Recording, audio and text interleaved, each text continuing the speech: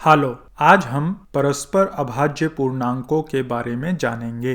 माना a तथा b दो पूर्णांक हैं जिनमें से कम एक शून्य से अलग है। यदि इन दोनों पूर्णांकों का महत्तम समापवर्तक 1 हो तो उन्हें परस्पर अभाज्य पूर्णांक कहा जाता है, अंग्रेजी में रिलेटिवली प्राइम। उदाहरण के लिए आप जांच सकती हैं कि युगल ऋण 3 तथा ऋण 7, 13 तथा ऋण 64 और इसी तरह 2023 तथा 2024 परस्पर अभाज्य पूर्णांक हैं। ज्यादा व्यापक तौर पर हमारा दावा है कि कोई भी n के लिए पूर्णांक n तथा n-1 परस्पर अभाज्य होते हैं, क्योंकि इन दोनों का प्रत्येक सार्वखंड d इनके अंतर n-1 घटे n यानी पूर्णांक 1 को विभाजित करेगा।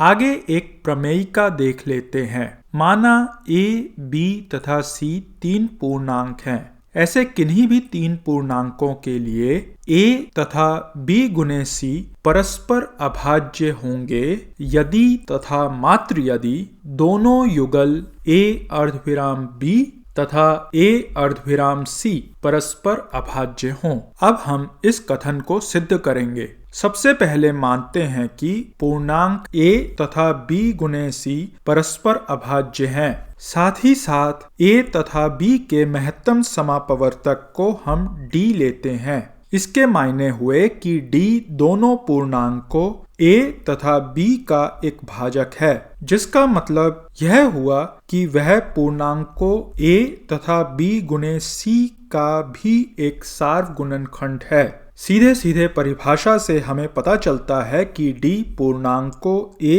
तथा b गुने c के महत्तम समापवर्तक का एक भाजक होगा। इस प्रकार d को 1 होना होगा। बिल्कुल इसी तरह आप दर्शा सकती हैं कि पूर्णांक a तथा c भी परस्पर अभाज्य होंगे। विपरीत दिशा में हम युगल a अर्धविराम b तथा a अर्धविराम c को परस्पर अभाज्य लेते हैं। यदि संभव हो तो मानिए a तथा b गुने c का महत्तम समापवर्तक 1 से बड़ा कोई पूर्णांक h है, जिसके बाद हमें h का कोई भाजक p मिलेगा जो एक अभाज्य पूर्णांक होगा। अब h b गुने c का एक भाजक है तो इसका गुणनखंड p भी b गुने c का एक भाजक होगा।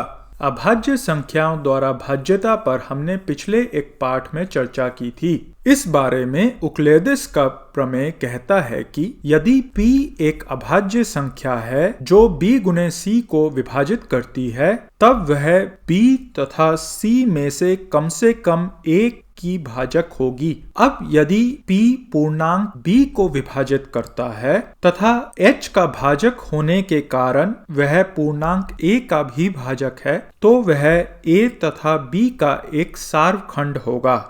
यह एक अंतर्विरोधी कथन है, क्योंकि हमने पूर्णांक a तथा b को परस्पर अभाज्य माना है, अर्थात b अभाज्य संख्या p द्वारा विभाजित नहीं होता है और इसी प्रकार पूर्णांक c भी p द्वारा विभाजित नहीं होता है।